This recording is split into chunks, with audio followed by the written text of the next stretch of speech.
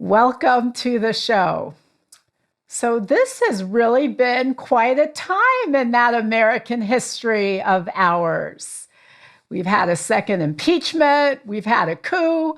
A few weeks ago, there was talk about, or a few weeks ago, I mean, it's probably just a few days ago. Every day feels like 3 months. But there was talk about the 25th Amendment. This whole moment really might be summed up as an example of why we should be so glad we have a constitution. I mean, good grief. One constitutional crisis after another. Lots of people talking about what the Constitution means and who is or isn't violating it. And just a lot of really momentous things. A second presidential impeachment. We had a sitting president cast doubt on the legitimacy of a Democratic election after many, many courts said that there were no problems with counting all of the votes in the election. We had record numbers of voters. We also had senators and others standing by a president of the United States and actually furthering the suggestion by a sitting president. So many crazy things have happened. I wanted to bring you this conversation that I had with Professor Peter Schuck. He's a Yale law professor. He's a nationally renowned legal scholar. We spoke shortly a bit ago about the 25th Amendment and the First Amendment and the impeachment process. We know a lot more now than Peter and I did, but I did think it was still worth bringing you the conversation so you could have a little more just context to some of the constitutional concepts and things that have been thrown around. At the end of the day, the only thing that's going to keep us safe is our Constitution and our ability to abide by it and know it and respect it. So here I am with Peter. Enjoy. Welcome back to the show, Peter Schuck. You were my first guest, and I'm honored to have you here at such a momentous time in the country's history. Welcome back. Thank you. Great to be here. So can you explain to people what the 25th Amendment is? Well, the 25th Amendment, which was adopted in the late 60s when President Johnson was still in office, is designed to provide for a president who is disabled or resigns or is otherwise unable to perform his duties in office. And it gives a lot of power to Congress and also to his cabinet. And the cabinet, it's basically two procedures. One is if the cabinet concludes that he's unable to perform his responsibilities, and that's not defined much beyond that, they can make a finding to that effect that will that will move him to a different status, and the vice president will become the acting president.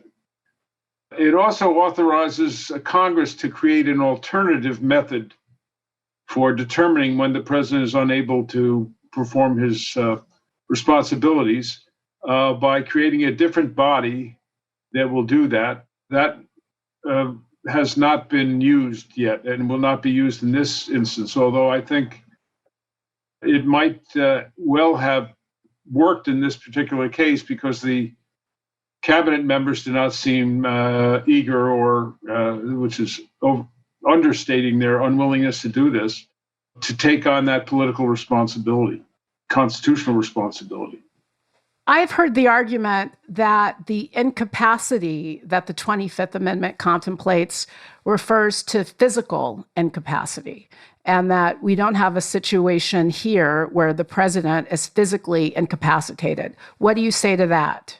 No, I think it's any kind of incapacity relating to his condition.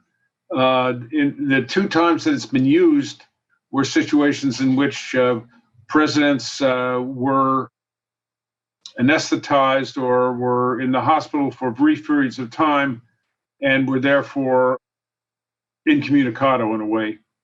They were very brief, and there were no there were no complications at all. But no, I don't think it's limited to physical incapacity. Well, let me ask you this, because people are assuming that as a result of the conduct that led to the riot and the insurrection on January 6th, that the president may be suffering from some mental incapacity. Maybe he's just a despot. Is it the case that necessarily that every authoritarian leader necessarily is mentally incapacitated? Well, it's a very important question. And the Constitution does not answer it in any kind of decisive way. I think the distinction between an incapacity and a style of governing is a very important distinction. I think the Constitution did not contemplate that an election could be set aside simply because, I say simply, it's a very important condition, but merely because the president adopts a governing style that is tyrannical. There is the impeachment process and there's the election process, and those are really the two safeguards against that kind of conduct. So you're more than a Facebook scholar. You are a Yale law professor, New York Law School professor, NYU law professor. You've taught at Bolt. You were one of the country's leading legal scholars. You were one of my law professors. What do you think about invoking the 25th here? Put aside the likelihood of whether or not you think it will be invoked. Do you think it should be invoked? I think it should be invoked. Why? I think he has demonstrated a not simply a lawlessness and not simply a perverse governing style, but I think he is dangerous in his command over resources, military and other resources that could be used in ways that would damage the republic. He seems incapable of telling the truth, and that suggests a mental incapacity, a psychological incapacity. I think he is a psychopath and a sociopath. The Washington Post has kept a list of the lies he's told, and it was in October, I believe, it was in excess of 25,000, which is a sign of a real disability, to say the least. So I don't think he simply falls on the side of the line that you mentioned earlier, which is that he has a tyrannical ruling style. I think he's an ill man. You wrote a book a few years ago, excellent book, highly recommend to all, Why Government Fails So Often. And some of what you said, I think, is really prescient about this moment. Tell us a little bit, Peter, about how it is you think we got to a place where a president of the United States could sell a story based on no facts whatsoever, be enabled in that story by national leaders, so much so that at the end of the day, we end up with a mob overtaking the Capitol and 5 people dead. Well, in one respect, it's a very simple story, and that is that he has a base that is utterly loyal to him, and it's a not insignificant number of people. It's hard to measure it, but it's in the neighborhood of 40% of the electorate, which is incredible. That 74 million people voted for him after 4 years of experiencing his incompetence and his incapacity and his corruption. So that's a very solid group of people, and politicians count the votes.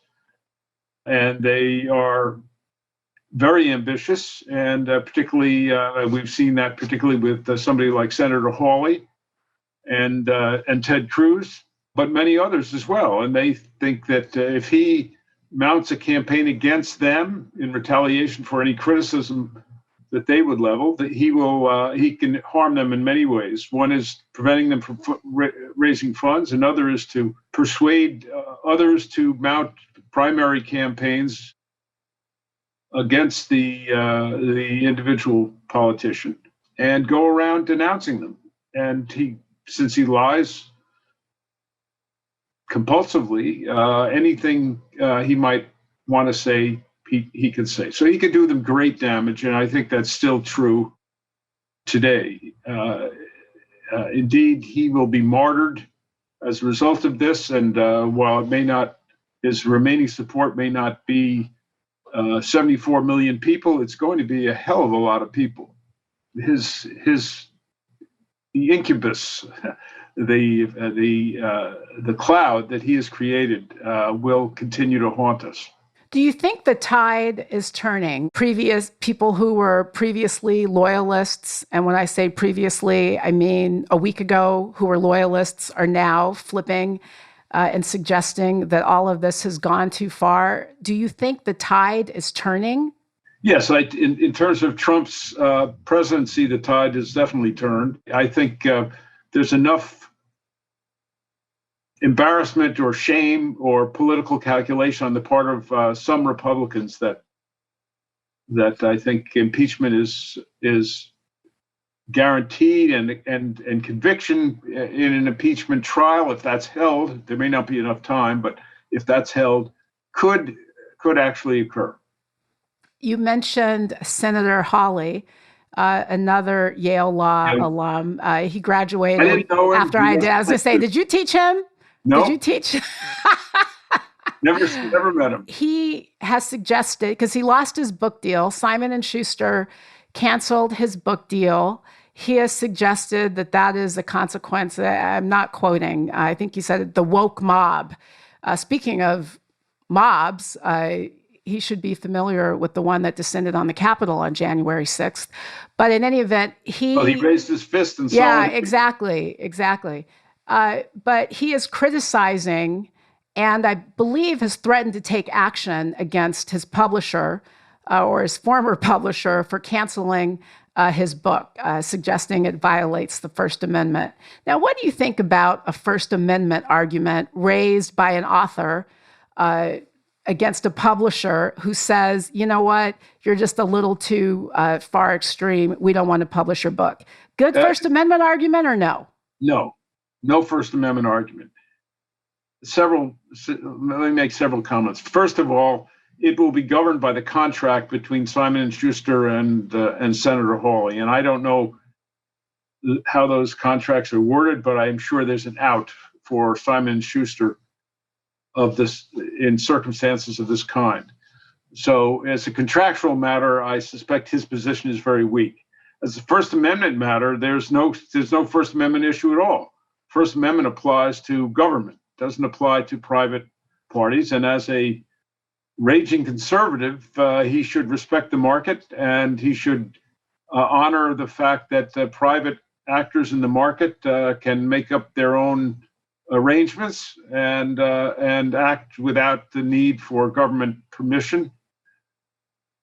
So I think that's preposterous. The important thing is that we be able to argue with one another respectfully, vehemently, but respectfully, and not have our motives questioned simply because we're taking a position that's unpopular. Do you think about that obvious disparate treatment of the two groups of protesters? You know, on the one hand, when Black folks show up at the Capitol, we deploy the National Guard to protect memorials. And no disrespect to that memorial, it must be protected. However, when a white mob descends on the Capitol, we say the Pentagon reportedly has suggested that the National Guard, there was a Washington Post piece that indicated that the National Guard wasn't armed, that they weren't given the full set of resources that they needed to push this mob back. What's your reaction to that when you see that? Just to add to your introduction, apparently, I read that Maxine Waters, Congresswoman Waters, actually had a discussion with either the DC police or the Capitol Police or both, in which she went down a checklist of dangerous conditions that were foreseeable that she wanted them to prepare for. And they didn't prepare for any of them. They assured her that they would, but they didn't. They obviously didn't do it. How do you explain that? Can you explain that? Well, no, I can't explain it in any kind of definitive way. In my book about why government fails so often, talks about a number of phenomena that can help to explain it, such as the desire to avoid offending politically powerful people. You have long described yourself as a militant moderate. I think of moderates as the folks who sit in the middle between two extremes. When one extreme, or rather between two sides, when one side or the extremes of one side have gone so off the rails, what does moderation mean in that context? Well, moderation is a couple of things, in my view. One is it's a way of thinking about a problem. It's a way of analyzing a problem coolly and with due respect for facts. So that's one aspect of being a moderate. Another is a suspicion of extreme claims on one side or another, and frankly a skepticism about moralistic claims dressed up as dogma. Because I think most moralistic claims require that we examine very closely what the sort of deep structure of that moral claim is and whether it comports with actual facts. So that naturally puts a moderate in between what is an increasingly polarized society. Now, let me say a couple of things about that. One is that polarization is, in a way, a good thing. That is to say, we're a democracy. People disagree with one another. It's good that they disagree with one another because the world is complicated. No one has all the answers. And it's also inevitable that they will disagree with one another because, we have different influences operating on us and different experiences, and we define the good life differently. So the fact that we're a divided society and that we're often bitterly divided is not, I think, a vice. It's actually a concession to human nature, and in a democracy, it's a good thing. The question, of course, is how we resolve those differences. And we're committed to, constitutionally and democratically, we're committed to doing that through a private sector and a public sphere. In the public sphere, through politics, which means a lot of behavior that we wouldn't like to see in our neighbors and in our families, but that simply is the way politics has always proceeded, with very ambitious people misrepresenting situations and forming alliances and then breaking those alliances when other opportunities arise, and hypocrisy generally. That's part of politics. I don't think we should expect that politicians are going to be as pure as religious people are, or genuinely religious people are, or people who we consider very good people are in private life. So that's there's no alternative to politics. But that also makes even more important the way in which we deal with each other in the private sector on matters that we disagree about. And that requires a good deal of tolerance for other people's views in an effort to persuade them. Most of us don't want to be persuaded. Most of us can't be persuaded when it comes to fundamental views. That's unfortunate, I think, because many of our views are misguided. They're maybe well-intentioned, but they're misguided because they're poorly informed. We don't understand the facts that bear upon those moral claims. How did we get to a place where it became so easy for so many otherwise smart, well-educated people to embrace ideas and conspiracy theories that simply have no basis in fact. I mean, I know, there's sometimes a tendency to lampoon the people who were part of this insurrection. Some of them do, frankly, remind me of killer clowns. But there were lawmakers in that audience. We've got that language and that rhetoric being embraced by leaders, by national political leaders. How did we get to a place where facts and fact-finding became optional? Well, I say part of it is that it has always been true that politicians play fast and loose with facts. Secondly, some facts are capable of being, some of what we call facts are capable of being interpreted in a variety of different ways. There are plausible interpretations of what we choose to call facts, but which, can be matters of interpretation or definition. Part of it is human nature. I think most people don't spend a lot of time thinking about these things. They're driven by we are driven to a great extent by our emotions, by our visions of what the world should be instead of what the world is. We all tend to favor our families and our friends. That seems to be deeply, deeply rooted in human nature. Human nature also makes us very savage in some respects. And the veneer of civilization is, I think, much thinner than we generally imagine. The savagery is not that far below the surface, and it doesn't take that much to bring it out in us.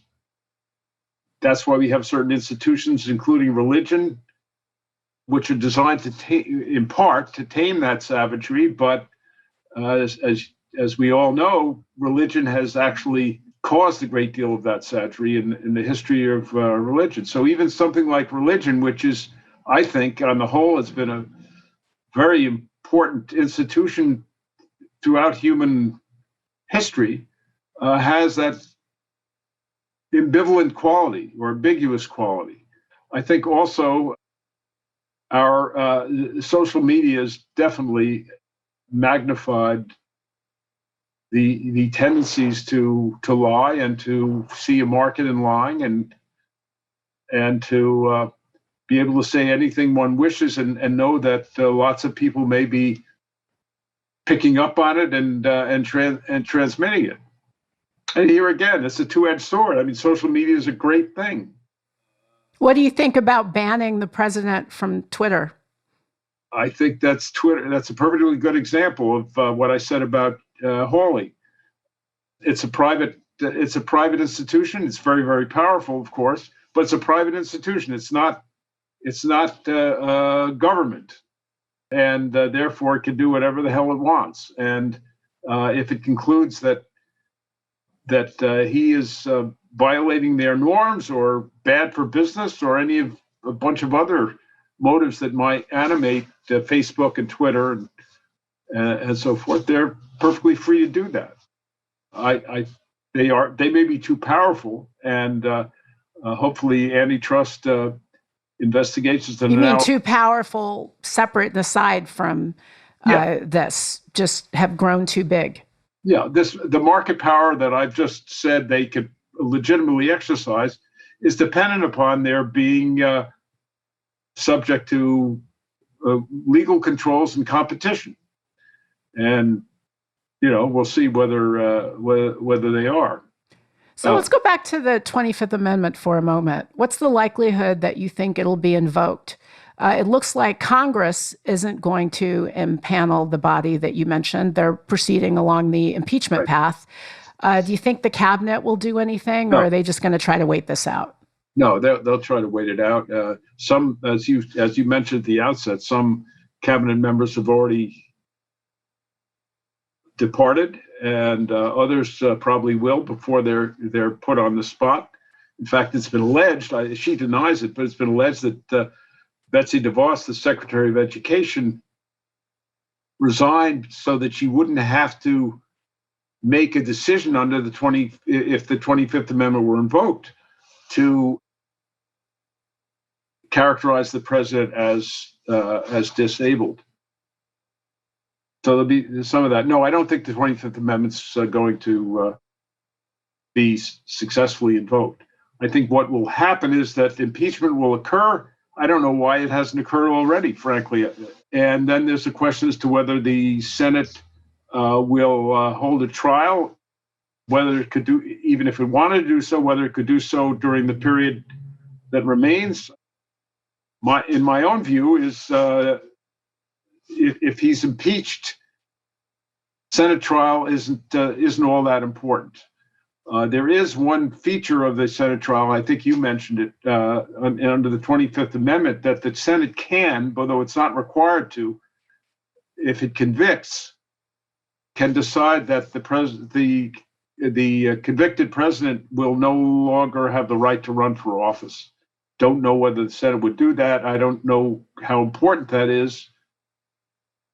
As far as I'm concerned, if the Republican voters want to vote for Trump, they shouldn't be barred from doing so by law, but, you know. Do you think he should be barred from running for office? They certainly ought to convict him. As far as barring him, I'd like to see it, but whether, yes, I won't qualify that. Yes, they ought to bar him. Your unemotional, moderate tendencies, you had to really give it some thought. You're a good professor. I'm glad you were one of my professors. Well, my thought was that, if the American people want to vote for somebody for president, they shouldn't be deprived of the option of doing that. Of course, assuming that he meets all the other qualifications and, can get the nomination and so forth. Let's talk for a moment before we go about what happens next, because in spite of their best efforts, the insurrectionists were not able to prevent the certification of President-elect Biden and Vice President-elect Harris. They will be the president and vice president. They are going to be called upon to govern this country at a time when we're in a crisis unlike any I've ever seen. We talked before we started the interview about New York. I'm in LA. We both live in cities that were bustling and vibrant and are now boarded up and full of many sick and desperate people. The country needs leadership.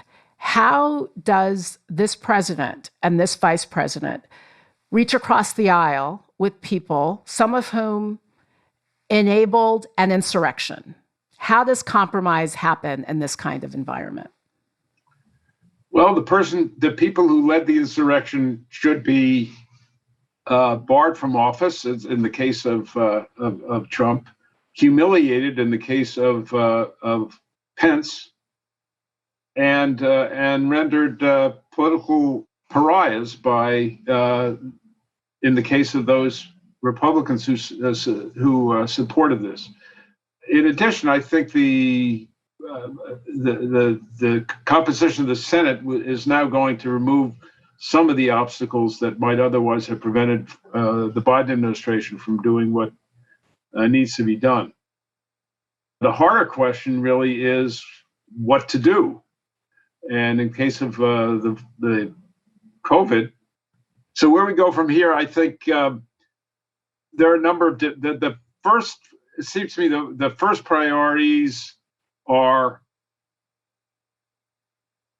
getting rid of Trump, addressing COVID in the best way that is possible. And it's not obvious what the best ways are, but as I've just explained, but I have no doubt that the Biden administration will do as good a job as can be done. Addressing our national security threats, which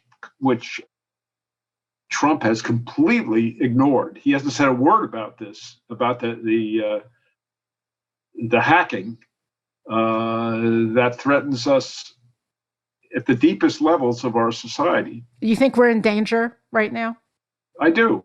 I don't know that our enemies are going to act on our vulnerability, but they've certainly now know about our vulnerability and whether they'll do something.